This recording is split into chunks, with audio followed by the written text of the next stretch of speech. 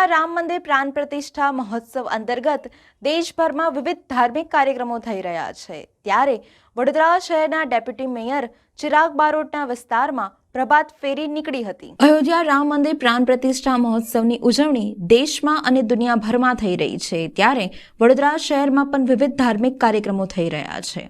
વડોદરા શહેરના મનીષા ચોકડી પાસે આવેલ ટાગોર નગરના રહીશો તથા વોર્ડ નંબર 11ના કાઉન્સિલર તથા ડેપ્યુટી મેયર ચિરાગ બારોટના વિસ્તારમાં પ્રભાત ફેરી નીકળી હતી। મોટી સંખ્યામાં અલગ અલગ સોસાયટીના રહીશો પ્રભાત ફેરીમાં જોડાયા હતા અને જય શ્રી રામના નારા લગાવ્યા હતા। આજે 22 જાન્યુઆરી આખો દેશ શ્રી રામમય થઈ ગયો છે।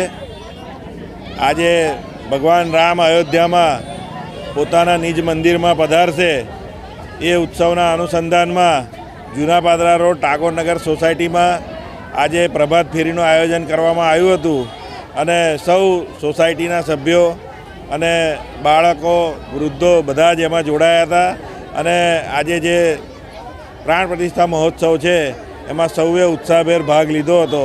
સૌને ખૂબ ખૂબ અભિનંદન, સૌને જય શ્રી રામ।